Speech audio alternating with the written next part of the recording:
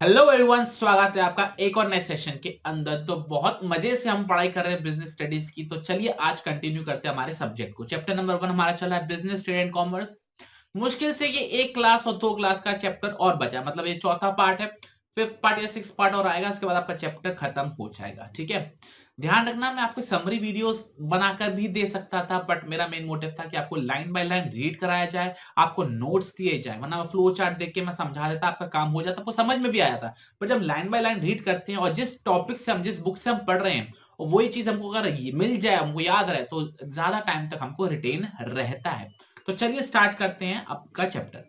Business and commerce चल रहा था। सबसे पहले बच्चों हमने पढ़ा था एक्टिविटीज क्या होती है, economic activities, non economic activities. Economic activities business, profession और एम्प्लॉयमेंट। ठीक है, बिजनेस के अंदर हमने डेफिनेशन देखी थी। बिजनेस का मतलब क्या होता है, इकोनॉमिक एक्टिविटी होती है जिसके अंदर प्रोडक्शन या प्रोक्योरमेंट होता है रॉ मटेरियल का, और बेचते हैं, गुड्स एंड सर्विस को बेचते हैं। ठीक है, सेल एंड एक्सचेंज होता है इसके अंदर। उसके बाद हम रेगुलर बेसिस पे उसको बेचते हैं, वन टाइम नहीं होता है। मेन मोटिव क्या होता है, प्रॉफिट कमाने का मेन मोटिव होता है। ये चीज, इसके अंदर रिस्क होता है और अनसर्टेनिटी रहती है कि कितना प्रॉफिट होगा, कितना लॉस होगा। ये चीज समझ में आ गई। उसके बाद बच्चों हमने देखा था concept of business, profession, employment में बिजनेस का मतलब हमने समझा था, प्रोफेशन का मतलब समझा था कि क्या होता है, स्पेशलाइज स्किल्स, स्पेशलाइज नॉलेज होती है। चार्टर्ड अकाउंटेंसी, डॉक्टर, लॉयर, अपने वाले एग्जांपल देखे। फिर आता है एम्प्लॉयमेंट। एम्प्लॉयमेंट का मतलब क्या होता है, किसी के लिए काम करते हो, बदले में आपको सैलरी या वेजेस मिलते हैं। सैलरी जो मंथली बेसिस में मिलती है, और वेजेस जो लेबर को मिलती हैं, जो कि वीकली, डेली बेसिस पे या क्वार्टरली बेसिस पे, क्वार्टरली बोल रहा हूं मैं, वीकली और डेली बेसिस या फिर फोर्टनाइटली उनको सैलरीज या वेजेस उनको मिलती है। ठीक है, इसके बाद हमने तीनों का डिफरेंस देखा था, बहुत अच्छे से आपको समझ में आ गया था। और तीसरे पार्ट के अंदर बच्चों हमने क्या देखा था, इंडस्ट्री के बारे में हमने पूरा कवर किया था। इंडस्ट्री 3 पार्ट्स में क्लासिफाई होती है, primary, secondary and tertiary. Primary के अंदर हमने क्या याद रखा था, इजी है, इजी है। ठीक है, extractive industry and what, genetic industry. बहुत ही सिंपल था। अगर आपको याद ना हो तो एक बार फिर से आप पुराना पार्ट देख सकते हैं, बहुत मजे से आपको मैंने हाफ एन आवर के अंदर पूरा टॉपिक बहुत डिटेल में, लाइन बाय लाइन मैंने आपको समझाया है। ठीक है, इसके बाद हमने बात करी सेकेंडरी इंडस्ट्री, सीएम या एमसी मैंने आपको बताया था। ठीक है, manufacturing industry, construction industry. Construction का काम रोड, ब्रिजेस वगैरह बनाना। मैन्युफैक्चरिंग का काम क्या होता है, रॉ मटेरियल जो आपको प्राइमरी इंडस्ट्री से आया उसको प्रोसेस करके आगे बेच देना है। ये चीज समझ में आ गई। फिर हमने मैन्युफैक्चरिंग इंडस्ट्री के 4 पार्ट्स क्लासिफाई करे थे, as soon as possible, ASAP या फिर पास करवा दो, PAAS। ठीक है, एनालिटिकल इंडस्ट्रीज जो एक ही एलिमेंट को सेपरेट करके नए नए प्रोडक्ट्स बनाए जाते हैं।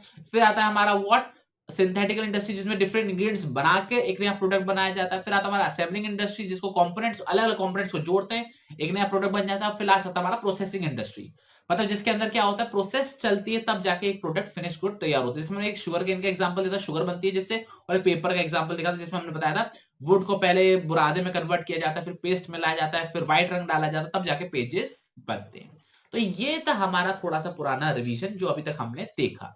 आज हम पढ़ने वाले कॉमर्स के बारे में। कॉमर्स क्या होती है बेटा, ये जो हमने 11th पढ़ी है वो वाली कॉमर्स नहीं, बिजनेस के एंगल से कॉमर्स का मतलब क्या होता है वो चीज देखेंगे। इंडस्ट्री पूरा कवर हो गया। आज कॉमर्स करेंगे और फिर इस टॉपिक को कंप्लीट करेंगे, और अगले एक सेशन में या फिर 2 सेशन में मैक्सिमम, छोटे छोटे सेशन होंगे 20-20 मिनट के, हमारा चैप्टर कंप्लीट हो जाएगा बहुत अच्छे से। तो मेरा एक रिक्वेस्ट है, जैसे मैं आज ये वीडियो डालता हूं, जैसे आपके पास ये वीडियो आ जाती है, वो वाला टॉपिक आज याद कर लो, और जो इससे पहले का पढ़ा हुआ वो एक बार रीड कर लो, आपको फिर कभी दिक्कत ही नहीं आएगी पढ़ने में। ठीक है, तो चलिए स्टार्ट करते हैं। तो कॉमर्स 2 पार्ट्स में क्लासिफाई होता है। कॉमर्स क्या होता है ये भी देखेंगे। कॉमर्स 2 पार्ट में क्लासिफाई हुआ है, ट्रेड एंड ऑक्सिलरी ट्रेड। फिर ट्रेड के सब पार्ट्स होंगे। तो मैं बार बार आपको इस डायग्राम को बार बार दिखाऊंगा जिससे आपके दिमाग में वो चीज बैठ जाए। ठीक है, तो अब बात करते हैं किसके बारे में, किसके बारे में, बहुत सही बोलो, कॉमर्स के बारे में। ये तो हमारा इंडस्ट्री का था, ये तो हमने पूरा देख लिया था। अब बात करते हैं कॉमर्स के बारे में। इसको मैं जूम कर देता हूं। कॉमर्स के अंदर बेसिकली 2 टाइप की चीजें होती हैं जो कि हमको पता है। एक होता है हमारा ट्रेड, और दूसरा हमारा होता है ऑक्सिलरी टू ट्रेड। फिर से रिपीट करता हूं, पहला क्या होता है हमारा ट्रेड, और दूसरा क्या होता है ऑक्सिलरी टू ट्रेड। और ट्रेड का मतलब तो भैया हमको बहुत अच्छे से मालूम है। ट्रेड का मतलब क्या होता है sir, buying and selling of goods. ध्यान रखना, इसके अंदर सर्विसेज भी इंक्लूड कर लेना। गुड्स एंड सर्विसेज को खरीदना और बेचना कहलाता है ट्रेड, कहलाता है। एक हाथ लो एक हाथ दो, इस चीज को हम क्या बोलते हैं बच्चों, ट्रेड बोलते हैं। ये तो समझ में आ गया। अब आता है सर ऑक्सिलरी टू ट्रेड का मतलब क्या होता है। तो ऑक्सिलरी टू ट्रेड का मतलब समझने से पहले एक बार लाइन रीड करेंगे। But there are a lot of activities that are required to facilitate the purchase and sale of goods. मतलब क्या, आप खरीद रहे हो, बेच रहे हो, लेकिन उसको खरीदवाने बिकवाने में कुछ मदद हुई है, वो प्रोडक्ट उस दुकान तक पहुंचा कैसे, ठीक है, वो सामान खरीदा कैसे गया, जो बेचने के लिए आया है आपके पास। तो वो सारी चीजें जो गुड्स एंड सर्विसेज के सेल में, परचेज में जो मदद करती हैं, उन एक्टिविटीज को क्या बोला जाता है, या उस इंडस्ट्री को क्या बोला जाता है, ऑक्सिलरी ट्रेड। मतलब सपोर्टिव इंडस्ट्री कह सकते हो, सपोर्टिव सर्विसेज जो प्रोवाइड करती हैं। आप एक दुकान वाले के पास गए, सर मुझे भैया मुझे पेन दे दो 10 वाला, 20 वाला, 25 वाला, एक पार्कर का पेन दे दो, एक जेल पेन दे दो, एक बॉल पेन दे दो। वो उसके पास कहीं से आया होगा ना, वो कहां से आया, वो किस मदद से, किसकी उसने हेल्प लेके वो प्रोडक्ट खरीदे, सर उसने खरीदा होगा ना। बेटा खरीदा उसने होगा, लेकिन उसकी दुकान पर कहीं कैसे तो आया होगा ना, बेचने कोई आया होगा ना, ट्रांसपोर्टेशन से कुछ सामान आया होगा ना, दुकान जो चला रहा है कहीं से तो पैसा लेकर आया होगा, खुद का लगाया होगा, बैंक से लाया होगा, प्रोडक्ट को एडवर्टाइजमेंट कर रहा है, उन्हें होर्डिंग वगैरह लगाई हुई नहीं लगाई हुई। तो वो सारी सपोर्टिव सर्विसेज जो उसको गुड्स एंड सर्विसेज को बिकवाने में मदद करती हैं, वो उसको हम उस इंडस्ट्री को बोला जाता है ऑक्सिलरी ट्रेड इंडस्ट्री। इंडस्ट्री तो नहीं बोलेंगे, कॉमर्स का पार्ट है वो, इंडस्ट्री तो है ही नहीं, ठीक है, सॉरी मैं इंडस्ट्री वर्ड गलत यूज कर गया, वो इंडस्ट्री नहीं कहलाएगी, वो क्या कहलाया जाएगा, ऑक्सिलरी ट्रेड। तो एक बार हम रीड करेंगे। But there are a lot of activities that are required to facilitate, facilitate का मतलब होता है मदद करना, फैसिलिटी प्रोवाइड करना, the purchase of sale of goods and services, ठीक है। कौन कौन सी होती हैं, ट्रेड, क्या क्या होती है बच्चों, transport, banking, insurance, communication, advertising, packaging and warehousing. क्या होती है सारी चीजें, इसको भी डिटेल में हम डिस्कस करेंगे, लेकिन आपको मैंने एक ओवरव्यू बता दिया कि ऑक्सिलरी टू ट्रेड का मतलब क्या होता है, जो ट्रेड को और इंडस्ट्रीज को जो हेल्प प्रोवाइड करती हैं, उससे क्या बोला जाता है, ऑक्सिलरी टू ट्रेड बोलता है। अगर आपको याद आ रहा हो बेटा, पिछले सेशन में मैंने आपको एक चीज बताई थी, मैं एक बार आपको फिर से वो चीज आपको मैं वो फिर से बताता हूं, एक सेकंड रुकना, मैं आपको फिर से वो चीज बताऊंगा। हम्म मैंने आपको बताया था, ये जो टर्शरी सेक्टर होता है और ये ऑक्सिलरी जो ट्रेड होता है, ये मोर और लेस सेम होता है, ये मोर और लेस सेम होता है। इनका काम क्या है,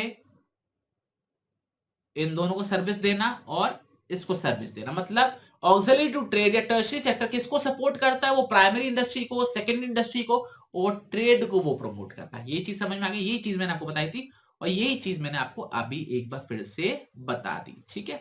ओके, अब आगे बढ़ते हैं, किसकी तरफ, हम बढ़ते हैं अपने चैप्टर की तरफ, ठीक है। तो मैंने आपको ये बता दिया। और कॉमर्स कितने टाइप का होता है बच्चों, दो टाइप का होता है, ट्रेड और ऑक्सिलरी टू ट्रेड, ये भी हमने देख लिया, ठीक है।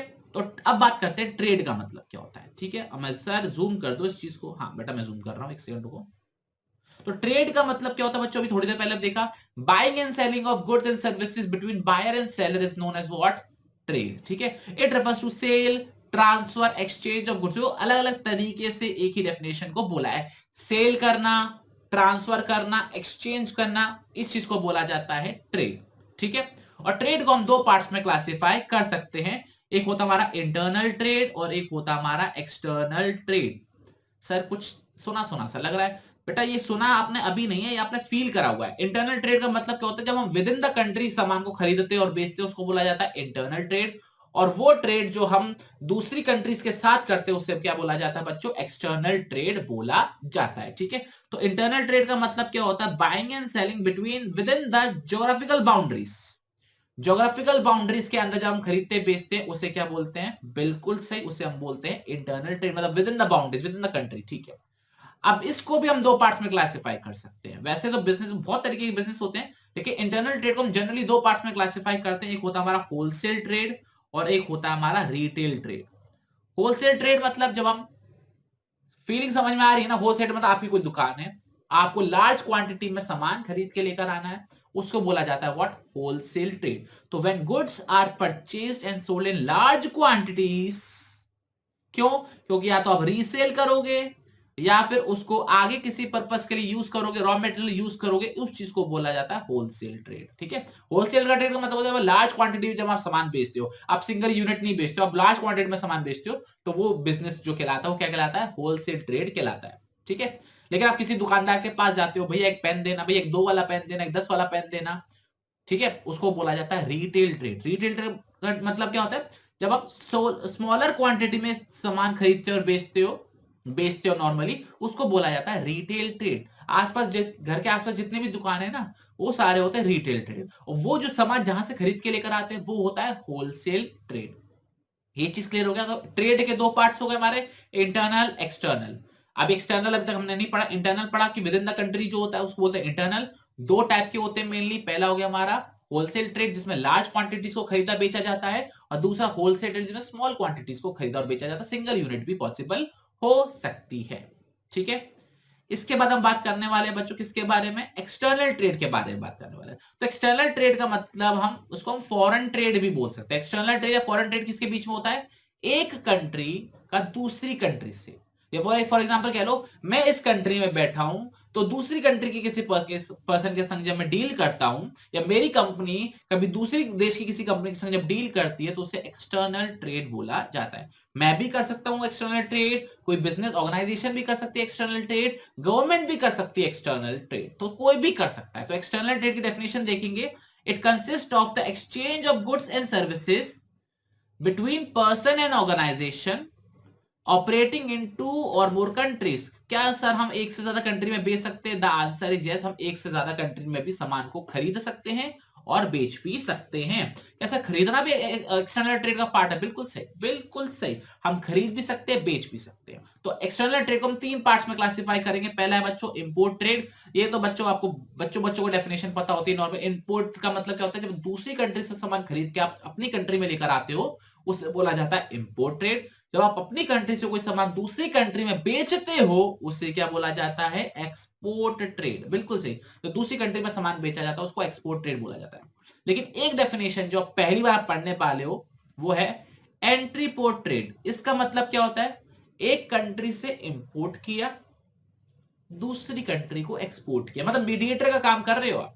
एक कंट्री से आपने इंपोर्ट किया, कुछ प्रोसेसिंग वगैरह करी, और फिर दूसरी कंट्री में उसे बेच दिया, उसे बोला जाता है एंट्री पोर्ट ट्रेड। ये चीज क्लियर हो गया अच्छे से? फॉर एग्जाम्पल आप उसको इंडिया में बेचते नहीं हो, इंडिया में रिक्वायरमेंट ही नहीं है, तो आप क्या कर रहे हो, चाइना से कोई सस्ता सामान खरीदा, उसमें थोड़ी सी प्रोसेसिंग वगैरह खरीदी और ऑस्ट्रेलिया में बेच दिया, उसको बोला जाता है एंट्री पोर्ट ट्रेड। ये चीज क्लियर होगा? तो आपका होमवर्क क्या, आप मुझे रिसर्च करके बताएंगे, कमेंट सेक्शन में बताएंगे कि एंट्री पोर्ट के कौन से एग्जांपल है जो इंडिया इंपोर्ट करके आउट एक्सपोर्ट कर देता है, उसे क्या बोलते हैं, और उसके एग्जांपल मेरे को बताएंगे। ये चीज समझ में आ गई आपको? बहुत बढ़िया। तो ये इंटरनल ट्रेड या ट्रेड हमारा पूरा कंप्लीट भी हो गया। बहुत ही छोटा, बहुत ही सिंपल टॉपिक है। मैं एक बार आपको फिर से डायग्राम की तरफ लेके जा रहा हूं। अब बच्चों, मैंने उस दिन आपको इंडस्ट्री पूरा समझाया था, अब हम देखेंगे ट्रेड के बारे में। तो कॉमर्स के बच्चों दो पार्ट होते हैं, trade and auxiliary to trade. Trade के दो पार्ट होते हैं, इंटरनल एक्सटर्नल। इंटरनल के दो पार्ट, होलसेल और रिटेल, और एक्सटर्नल के तीन पार्ट, इंपोर्ट, एक्सपोर्ट और एंट्री पोर्ट। खत्म, खत्म। ठीक है, अब बात करने वाले हम ऑक्सिलरी टू ट्रेड के बारे में, या ये कह लो सपोर्टिंग सर्विसेज। जो सपोर्ट किसको मिलता है, ट्रेड को मिलता है, प्राइमरी को मिलता है और सेकेंडरी को मिलता है। तो ऑक्सिलरी ट्रेड पढ़ेंगे, और ऑक्सिलरी ट्रेड के अंदर हम बहुत सारी उसके देखेंगे कि क्या क्या सर्विसेज वो प्रोवाइड करते हैं। ठीक है, तो एक एक करके डिटेल में देखेंगे और फिर समझेंगे कि क्या है।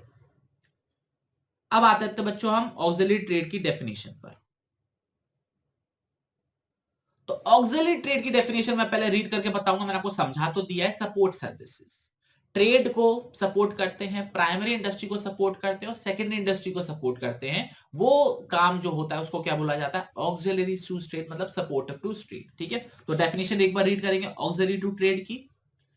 Activities which are meant for assisting trade, मतलब बिजनेस को चलाने के लिए, ट्रेड को असिस्ट करने के लिए जो सर्विसेज दी जाती हैं, उससे बोला जाता है ऑक्सिलरी टू ट्रेड। और ये जनरली क्या होती हैं बच्चों, सर्विसेज होती हैं। ये सर्विसेज होती है, कोई सामान भी नहीं बेचते नॉर्मली, ये सर्विसेज होती हैं, फैसिलिटी होती है जो उनकी मदद करती है, जिससे वो इंडस्ट्री और ट्रेड के बीच में उनको हेल्प कर सके। ध्यान रखना, इंडस्ट्री और ट्रेड दोनों को ही हेल्प करती है, प्राइमरी, सेकेंडरी और ट्रेड दोनों, तीनों को ये हेल्प करती है। What, auxiliary to trade. ये चीज समझ में आ गया? ओके। अब देखो उन्होंने बताया example, transport, communication, banking, insurance, ये सारे एग्जांपल्स है किस चीज के, जो सपोर्टिव रोल प्ले करते हैं। सर ये क्या वर्ड लिखा हुआ है, बिटवा? बिटवा मतलब बच्चों जो नीचे पॉइंट्स दे रखे हैं उनको याद करने का मैंने एक तरीका बताया है, वो है बिटवा। बिटवा, इधर आओ, छोटा बच्चा बोलता है ना बिटवा, BITWA।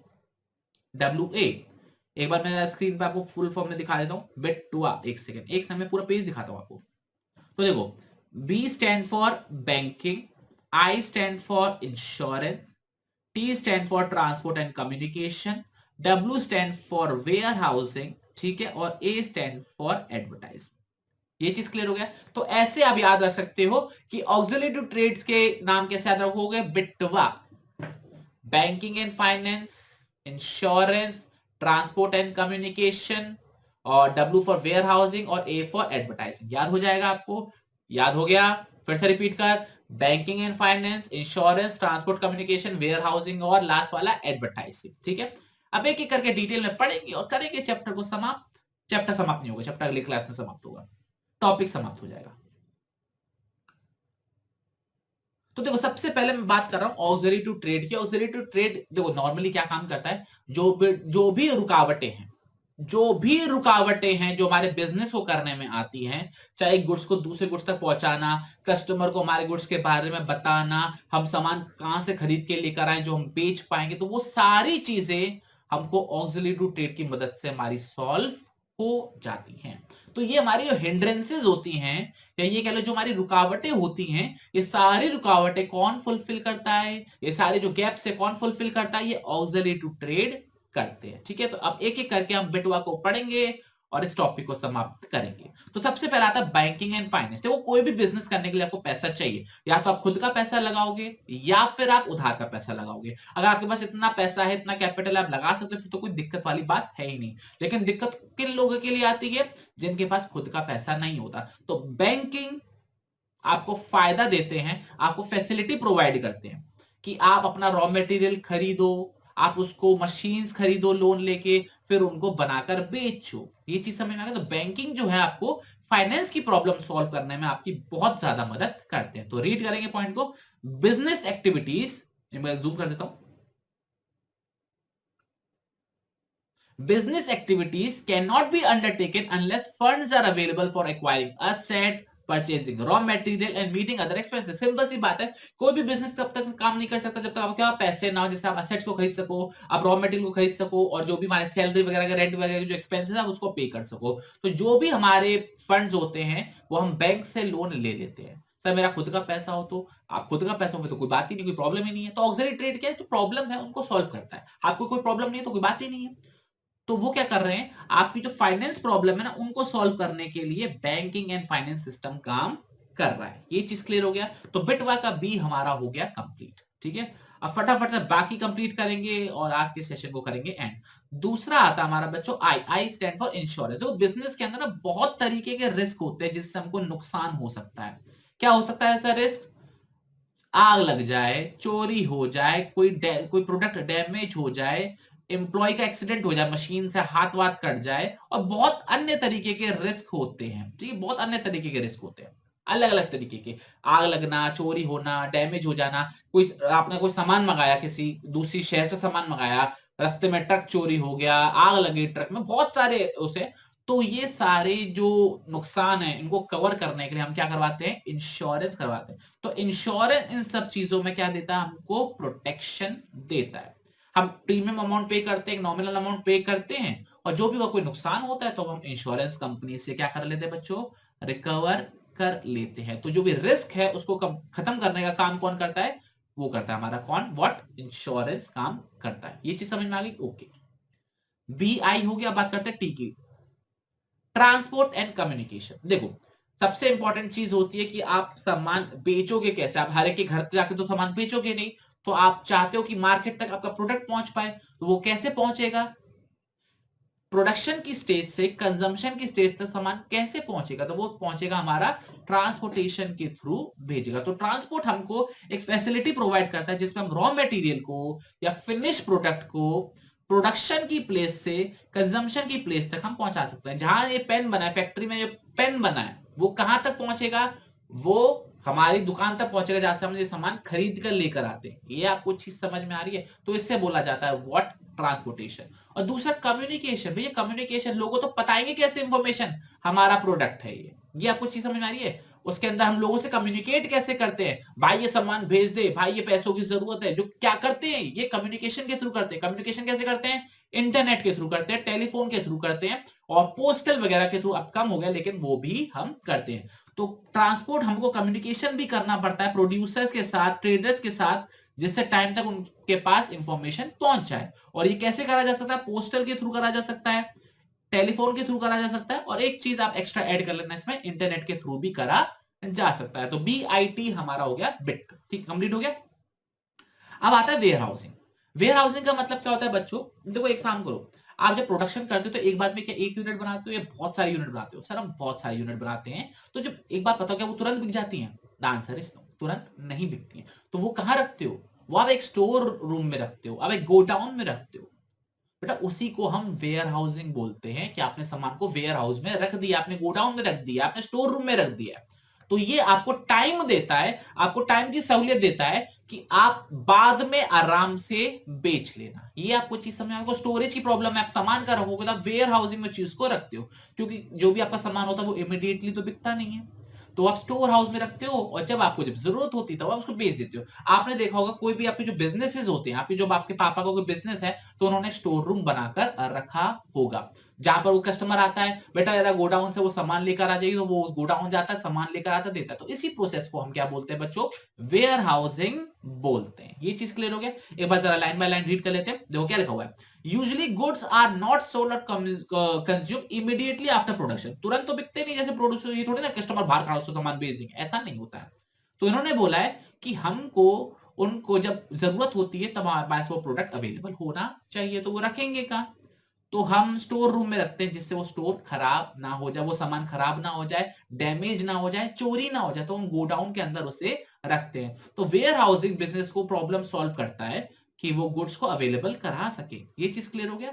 और इसके अंदर वो सप्लाई भी मेंटेन करता है। जैसे किसान वगैरह होते हैं, वो कोल्ड स्टोरेज में वो सामान रखवाते हैं, क्योंकि आलू की फसल आई, अब इतना सारा आलू है, वो रखेंगे कहां पर? अपने पास रखेंगे तो खराब हो जाएगा, तो वो कहां रखवा देते हैं? वो कोल्ड स्टोरेज में रखवा देते हैं, जहां पे आलू उनका सेफ रहता है, और जब जरूरत होती है वो वहां से वो निकाल लेते हैं। ये आपको चीज समझ में आई? तो इसको बोलते हैं व्हाट? Where housing. तो बिटवा का BITW हो गया हमारा, बैंकिंग फाइनेंस हो गया, इंश्योरेंस हो गया, ट्रांसपोर्ट एंड कम्युनिकेशन हो गया, और हमारा वेयर हाउसिंग हो गया। और लास्ट पार्ट और लास्ट पॉइंट आज की क्लास का वो है हमारा एडवर्टाइजिंग। कस्टमर तक पहुंचेगी कैसी बात की मेरा प्रोडक्ट है, मैं कस्टमर तक कैसे पहुंचाऊंगा इंफॉर्मेशन, मेरा प्रोडक्ट क्या है, उसके फीचर क्या है, उसकी क्वालिटी क्या है, वो कैसे बताऊंगा? वो मैं एडवर्टाइजमेंट के थ्रू बताऊंगा। तो एडवर्टाइजमेंट हमारे प्रोडक्ट को प्रमोट करने में, प्रमोशन करने में काम आता है, जिससे कस्टमर इन्फ्लुएंस हो जाता है, देख के अरे वाह क्या प्रोडक्ट है, क्या क्वालिटी, मुझे ये खरीदना है। तो ऐसे वो प्रोडक्ट हमारा बिकवाने में मदद करता है। ये चीज समझ में आ गई? एक बार जरा लाइन बाय लाइन रीड करेंगे। तो advertising is the most important method of promoting the sale of the product. ठीक है, सेल करवाने के लिए प्रमोशन करवाना पड़ता है, और एडवर्टाइजिंग सबसे इंपॉर्टेंट रोल प्ले करता है इसके अंदर। जैसे कंज्यूमर गुड होगा, जैसे आप मोबाइल की एड देखते हो, सोप की एड देखते हो, डिटर्जेंट की एड देखते हो, फेना ही लेना आता ही नहीं आता। तो वो जो एडवर्टाइजमेंट है वो क्या बताता है आपको? प्रोडक्ट क्या है, कहां मिलेगा, कहते हैं ना आपकी नजदीकी स्टोर पे मिल जाएगा, नजदीकी जनरल मर्चेंट स्टोर पे मिल जाएगा। So what they're trying to say, they are specifying the price, they are specifying the quality, they are specifying its features, और वो ये बताते हैं कि प्रोडक्ट को कहां मिल जाएगा। तो ये सारी इंफॉर्मेशन कस्टमर तक कौन पहुंचाएगा? एडवर्टाइजमेंट के थ्रू हम इसको पहुंचाते हैं। तो पूरा कॉमर्स का हमारा टॉपिक हो चुका है कंप्लीट। तो मैं एक बार फटाफट से आपको एक बार चार्ट बनवा देता हूं, जिससे आपको याद हो जाएगा कि क्या चीज हमने अभी तक पढ़ रखी है। ठीक है, 1 मिनट लगेगा, चार्ट हमको पता लग जाएगा। तो सबसे पहले बच्चों हमने पढ़ा था बिजनेस एक्टिविटीज क्या होती हैं। ठीक है, मेरी राइटिंग को इग्नोर करना, बस फीलिंग पे ध्यान देना। ठीक है, हाँ। तो बच्चों हमने पढ़ा था बिजनेस एक्टिविटीज के बारे में। बिजनेस एक्टिविटीज दो तरीके की होती है, पहला होता है हमारा बच्चों इंडस्ट्री, बिल्कुल सही, और दूसरा होता है हमारा कॉमर्स। ठीक है, ओके। कॉमर्स हमने अभी पढ़ा है। कॉमर्स दो पार्ट्स में क्लासिफाई होता है, एक होता है बच्चों हमारा ट्रेड, और दूसरा होता है हमारा ऑक्सिलरी टू ट्रेड। ठीक है, ओके। ट्रेड के अंदर दो पार्ट्स होते हैं बच्चों हमारे, एक होता है हमारा इंटरनल ट्रेड, एक होता है हमारा एक्सटर्नल ट्रेड। इंटरनल ट्रेड में दो होते हैं हमारे, होलसेल और रिटेल। एक्सटर्नल में कितने होते हैं? 3। हमारा एक होता है हमारा इंपोर्ट, एक होता है हमारा एक्सपोर्ट, और एक होता है हमारा एंट्री पोर्ट। ये चीज क्लियर हो? ऑक्सिलरी ट्रेड के अंदर क्या होता है बच्चों? बिटवा, याद आ रहा है? Banking and finance. ठीक है, दूसरा होता है हमारा इंश्योरेंस, तीसरा होता है हमारा ट्रांसपोर्टेशन एंड कम्युनिकेशन, चौथा होता है हमारा वेयर हाउसिंग, और पांचवा होता है हमारा बच्चों बिल्कुल सही, एडवर्टाइजमेंट। ये चीज समझ में आ रहा है, बिल्कुल बहुत अच्छी सी बात। ठीक है, इंडस्ट्रीज हमारी 3 पार्ट्स में क्लासिफाई होती हैं, बिल्कुल सही। प्राइमरी इंडस्ट्री, सेकेंडरी इंडस्ट्री और टर्शरी इंडस्ट्री। टर्शरी इंडस्ट्री का कोई पार्ट नहीं था। सेकेंड प्राइमरी के 2 पार्ट थे बच्चों, ईजी एक्सट्रैक्टिव इंडस्ट्री और जेनेटिक इंडस्ट्रीज। ठीक है, सेकेंड इंडस्ट्री के हमारे 4 पार्ट थे, नहीं 2 पार्ट थे बेटा, मैन्युफैक्चरिंग, कंस्ट्रक्शन। ठीक है, मैन्युफैक्चरिंग के 4 पार्ट थे बेटा, एज सून एज पॉसिबल या फिर पास, जैसे मैंने आपको बोला था, analytical industry, synthetical industry, assembling industry and processing industry. तो ये है हमारा पूरा बिजनेस एक्टिविटीज। तो अभी तक हम अपना 80% चैप्टर कंप्लीट कर चुके हैं। नेक्स्ट वीडियो के अंदर या फिर नेक्स्ट टू नेक्स्ट, मतलब 2 छोटे छोटे वीडियो बनेंगे या एक बड़ा वीडियो बनेगा, हमारा पूरा चैप्टर कंप्लीट हो जाएगा। आई होप आपको अच्छे से समझ में आया होगा। मैं पूरी कोशिश कर रहा हूं कि आपको लाइन बाय लाइन रीड करके समझा पाऊं, आपको मैं एक एक पॉइंट अच्छे से क्लियर करा पाऊं। तो आपसे मुलाकात होगी अगले सेशन के अंदर। तो इन वीडियोस को अपने दोस्तों के संग शेयर करिए, जो भी ऑनलाइन पढ़ना चाहते हैं, फ्री में पढ़ना चाहते हैं, क्वालिटी एजुकेशन चाहते हैं और नोट्स भी साथ में चाहते हैं। तो नोट्स आपको टेलीग्राम ग्रुप में मिल जाएंगे, आप मेरे को इंस्टाग्राम पे फॉलो कर सकते हैं। आपको कोई प्रॉब्लम हो तो आप मेरे को डीएम कर देना, मैं आपकी प्रॉब्लम सॉल्व कर दूंगा। तो चलिए आपसे मुलाकात होगी अगले सेशन के अंदर। टिल देन पढ़ते रहिए। जय हिंद, जय भारत, बाय बाय।